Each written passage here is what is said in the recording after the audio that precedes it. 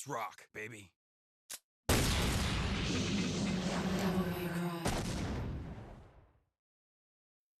Hello and welcome. This year is Devil May Cry's 25th anniversary. I'm a big fan of the series, but we barely get any games. And since we'll probably get stiff again this year, I'm gonna review the series. But can I do it before the year is over? Well, if so, I gotta move it or lose it. Now then, let's rock. So unlike Smash, this game does have a story, but it's corny as heck, and not even my recording wants to listen to it because the audio can barely be picked up, so you're gonna have to make do with my voiceover. So get used to my crappy voice. Whoa, slow down there, babe. 2,000 years ago, humans and demons were at war. One demon named Sparta grew at heart and rebelled against his own kind. Using his power, he sealed away the underworld, the demons, and the Prince of Darkness Mundus, until his death. He became a legend, the legendary Dark Knight Sparta. Our story begins with the demon hunter for hire Dante, the son of Sparta. He's visited by a demon in the shape of a blonde woman named Trish, who wears the same face as his dead mother, the one who died by the hands of demons enacting Mundus' revenge. They travel to Malay Island to stop Mundus' return. Of course, the blondie takes off as soon as we get there, so we're on our own now. This journey has us confronting horrors of all kinds. A giant lava spider, the Phantom, the Dark Knight Nelangelo, who turns out to be Dante's lost brother Virgil, a giant bird called Griffin, and our official demon weapon was this slime thing. With everything else behind us, we finally confront the Prince of Darkness, Mundus. Trish sacrifices herself in order to save Dante. Anger erupts. Mundus reveals his true form. We fight an epically epic final battle as Dante turns into the same form his father had. And we come back to mourn Trish's death and hear the iconic line.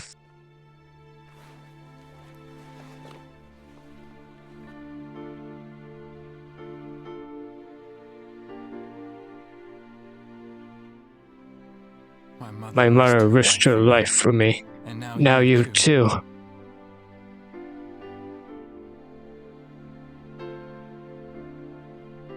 Who saved you?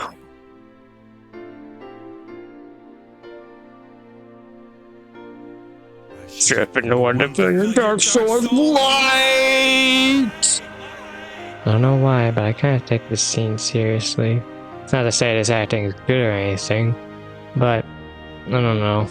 I guess I shouldn't, given what happens next.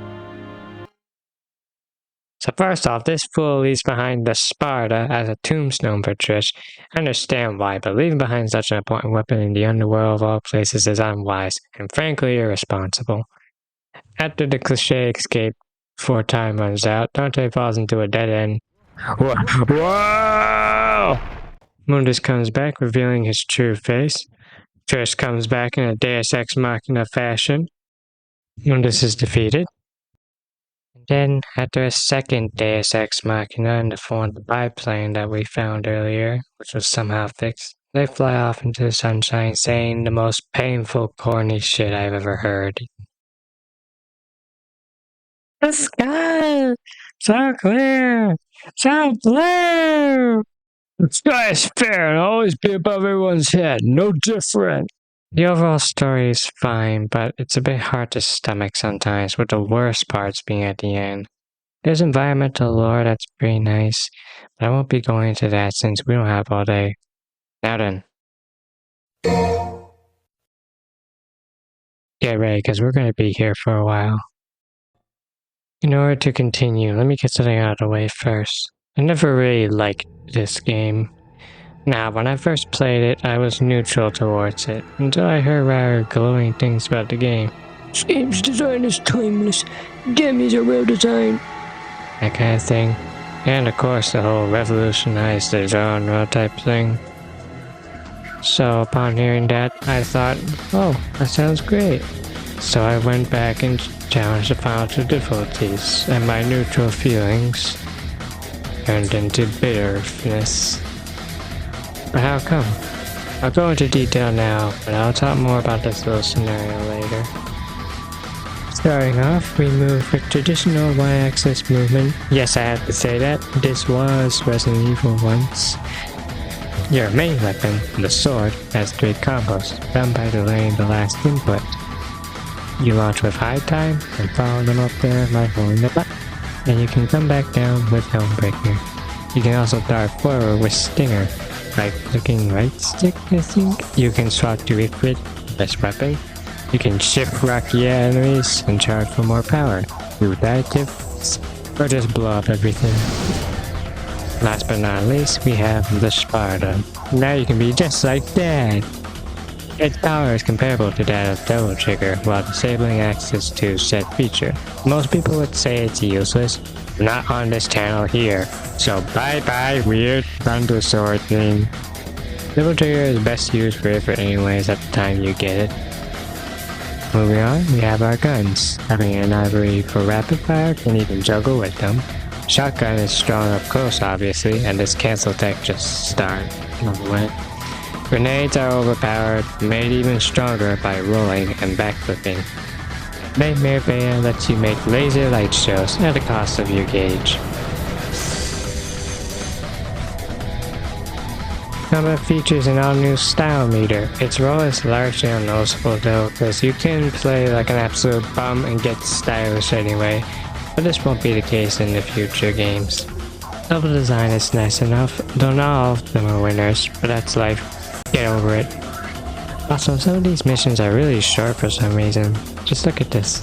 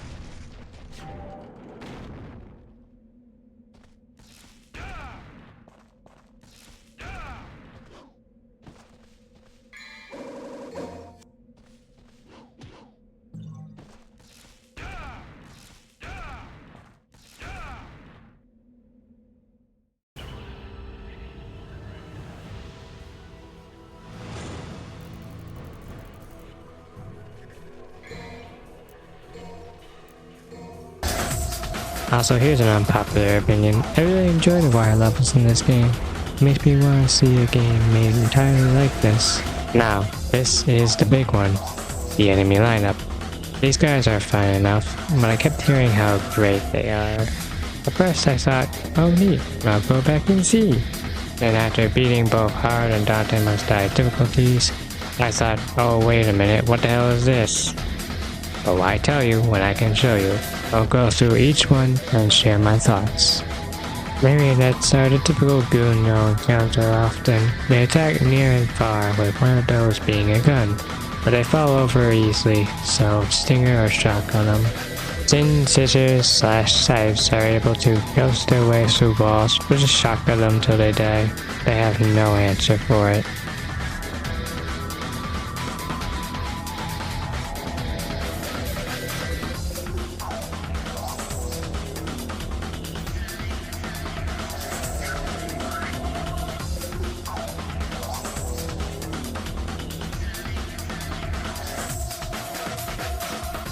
Sargasso are not even a challenge, just hit them before they get close. Point blank shotgun kills them. Shadows now? These are the best enemies in the game. I'll let the video do the talking.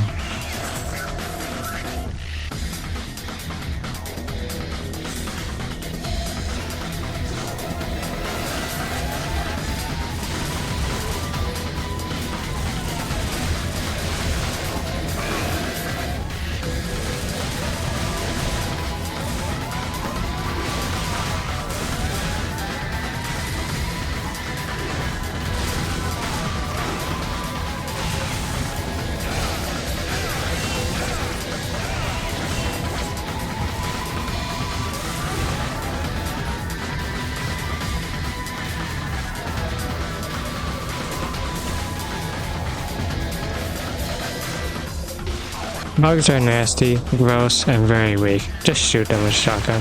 Shoot them. Now.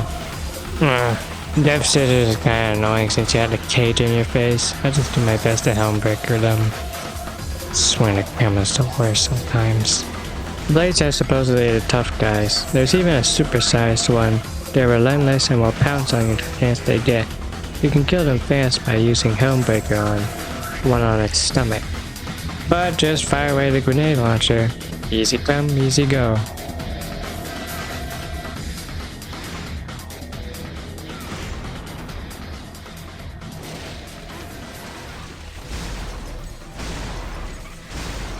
Their scythe is more or less the same as scissors. They'll throw you into the air though, so mind that. Cyclops are mini phantoms, so just fight them like you would Phantom. I'll get to him soon, don't worry. Lima. Shotgun him, or better yet, rock him and sock him, or incinerate him with this fruit.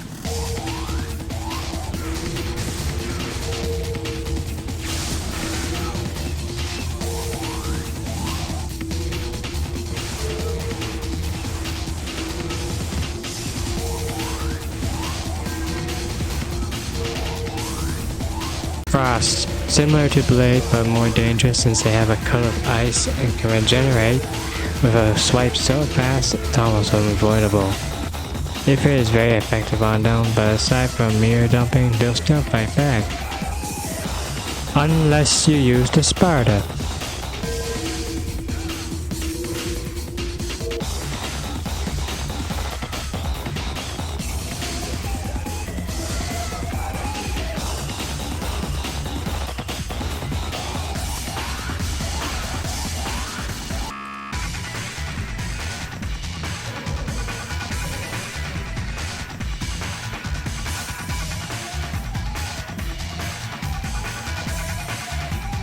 Oh.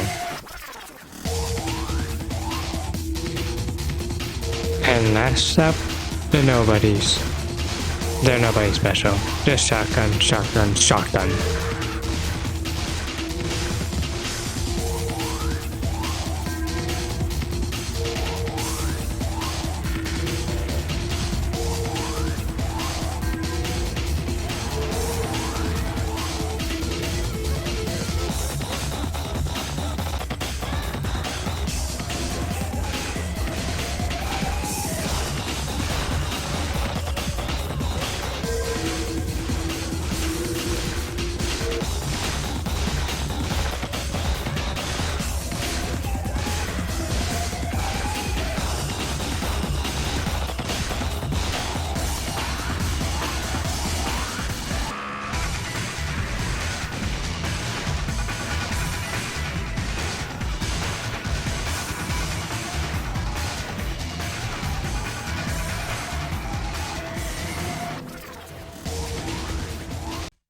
Do you see my issue here? More than half of these enemies are easily beat by minimal effort, maximum gain strategies.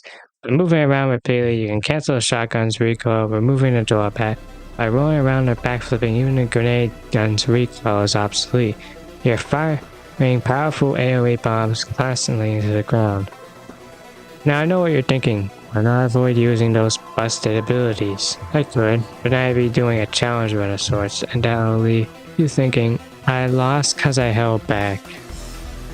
It ruins the fun in my opinion. So when I hear these enemies are well designed, kinda makes me roll my eyes, to be honest. All things considered, these enemies are nicely designed, they're just not that challenging. I know DMC is stylish action, but given the infancy of this game and even the character action genre, proficiency is the aim of the game here. But in a game like that, then it's very important to avoid having minimal effort maximum gain strategies. Imagine if Isen's and Onimusha had a 100 frame window. That would ruin the fun, wouldn't it? But what if we make headshots guaranteed O-close in Resident Evil? These sound extreme, I know, but you understand now, I presume? Proficiency hinges on smart, measured moves with the amount of gain dependent on your execution. And to be clear here, these strategies work on higher modes too. The only challenge on those were the bosses. However, I do not like those higher modes. Hard is passable, enemy placement is changed which is cool, but the higher damage taken just encourages those minimal effort max payoff strategies even more. Dante Must Die was one of the worst times playing a game I had in a long while. The gun spam is borderline mandatory and some of these enemies take forever to kill when they double trigger. But bosses is where my problems are. They take forever to kill and kill you in 3 hits. The latter being fine if they died fast, but they don't. Griffin 3 and this were awful. At least Nightmare was still fun. And yes, I know, I am to blame for using these strategies in the first place. But when it comes to those higher difficulties, I simply cannot be bothered to put up with it. I'd rather just get it over with. Now, on to the bosses.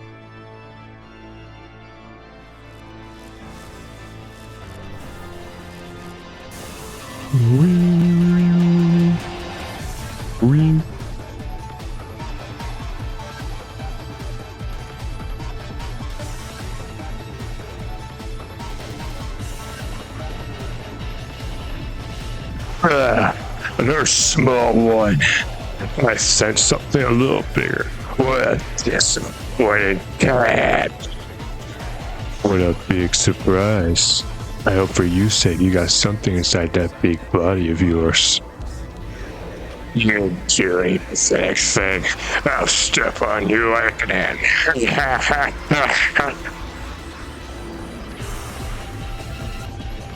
Alright, hope that was enough to make you understand that Phantom's the best character in the game, cause I quite like his deliveries. More exciting than Dante's, honestly.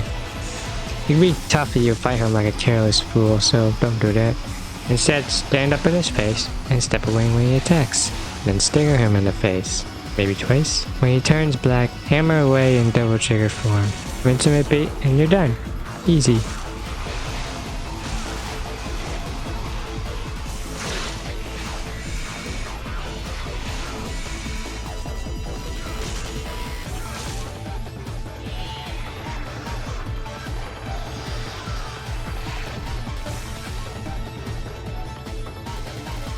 He'll reappear in certain corridors, but just ignore him.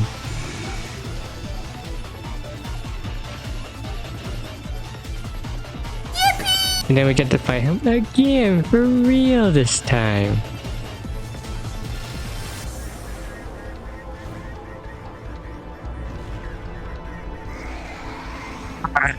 Recess time is over, boy.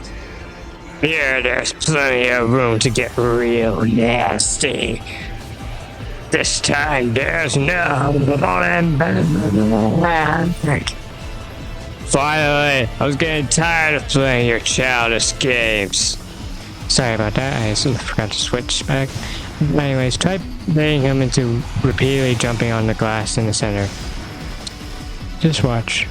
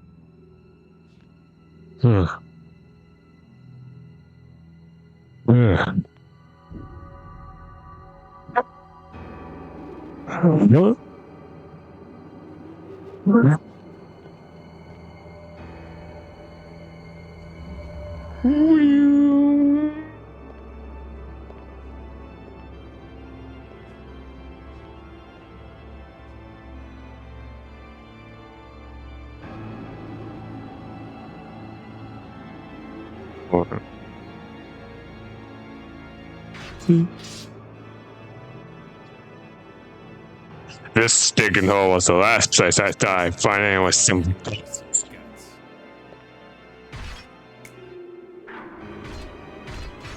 Oh.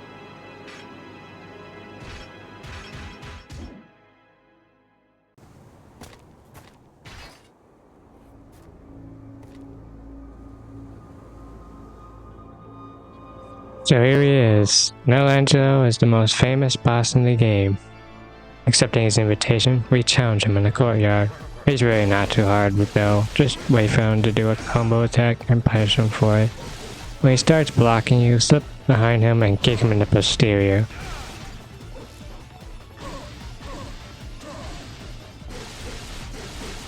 Second time around, he'll try to sock you in the face. Just do the same as before. Still works.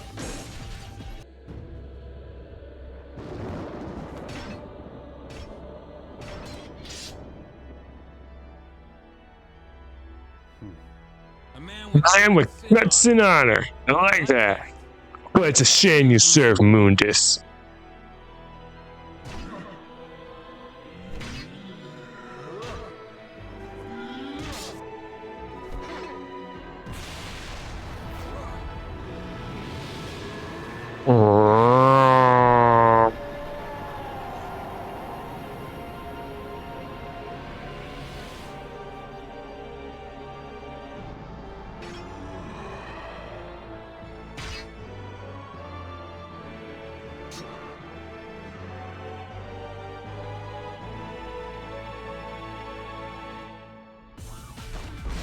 The now revealed Virgil is honestly no different from before, aside from the summon swords, which he uses out of reach, but you can easily shut him down with air raid lightning. Just watch out for a terrible, horrible camera angle. You! Are you the demon, the son of Sparta who challenges the darkness, Mundus? Flock off, fairface, or you can stick around and find out the hard way. Griffin is the sole reason that you should buy Mir level 2 for Ifrit. Build up the power, charge it up, and blow him away. Just watch out for his lightning, and you're good. The second and third fights are no different other than this bird thing harassing you in the second one, and Griffin losing his fight in the third. Also, that third arena is pretty cool looking. I'm getting kind of blue orb fragment, I think? I can't remember.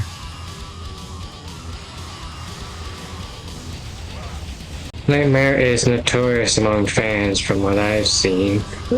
But given the recurring theme of this video, I don't think so.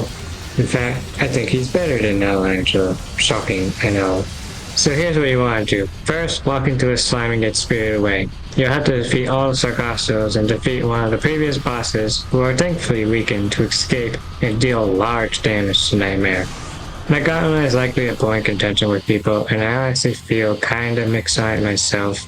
But anyways, with that out of the way, the seals will stay active for longer. In order to draw out a Nightmare, you must activate one of the switches on the walls, otherwise he'll be impervious to attacks and send slimes that latch on to you. Once he's in active mode, he'll attack with a giant laser, homing shots, and later a boomerang. And in between attacks, he'll fire small shots forcing you to stay on the move. Just walk and shoot Ebony and Ivory to charge Double Trigger. That laser is your big opening. Hop on top and release it for its inferno, or punch away if you lack the energy. The other attacks are better off being shot till the laser comes out. And guess what? If you use Air Ray, you'll be punished by an anti-air mechanic. Oh, and the more you damage the course, the more haywire Nightmare's attacks get. In short, Nightmare has very dynamic attack variants, and dodging them is challenging and fun. Try your best to do what I do in this footage here. And Should help you.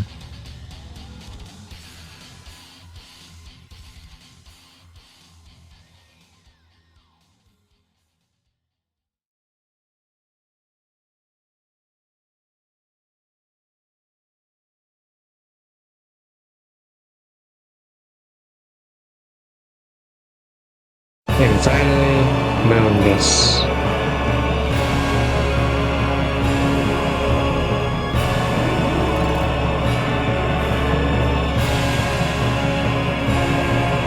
He sucks. Well, kind of. Especially we play some bad Star Fox or whatever you call this crap and build up the gauge by shooting them, so hammer that button. But let's avoid carpal tunnel and use the stars to recharge the gauge quickly and shoot dragons. It's not Dante, that's his projectile. See?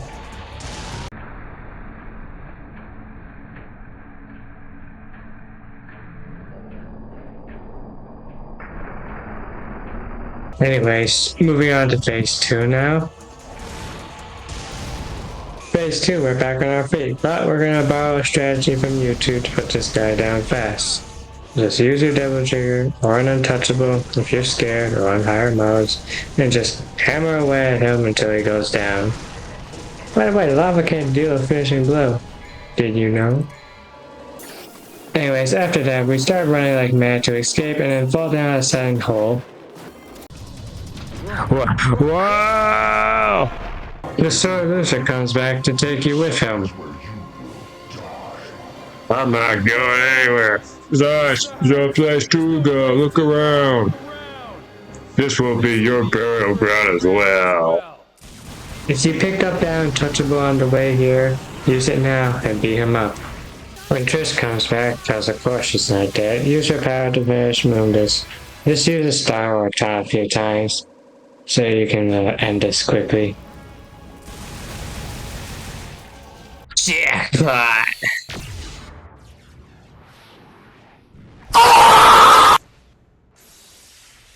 Not much else I can say other than that it's an okay final battle. There we go, finally done, now we can move on. You're not gonna like this, but personally I'm not fond of this game's art direction. Too much red, it just doesn't speak to me, I find it too hellish. And to be honest with you, I'm not a fan of Dante's design here. I don't hate it, but I can't say I like it either. Why is he so tanned? This is fine and all, but I'm not a fan of Lawrence. I have nothing against them. I like it sometimes, but mostly, no. Certainly Fred I'm also not fond of design-wise. No Andrew looks off to me, and his sword is worse than Alistair. Griffin is fine. Nightmare is interesting. Moonless is also interesting. For the Prince of Darkness, he appears godlike, likely a reflection of his arrogance, and when he comes back, it crumbles away, showing the ugliness inside. Does he think he's Zeus or something? The game runs fine, aside from that one crash.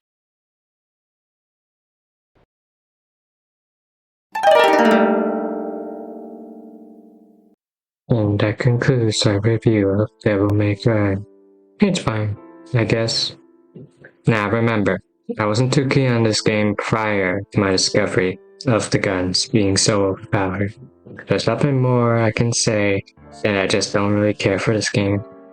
And know this, I don't need these kind of games to be combo-centric, alright? I like Onimusha, Ninja Gaiden Black, Samurai Spirits, and of course, The Legend of Zelda Ocarina of Time.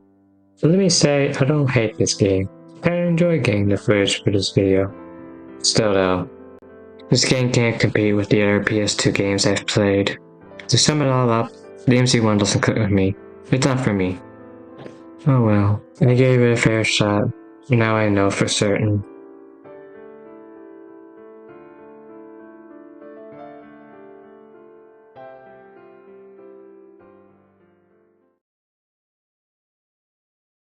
At least it's not that Netflix shit.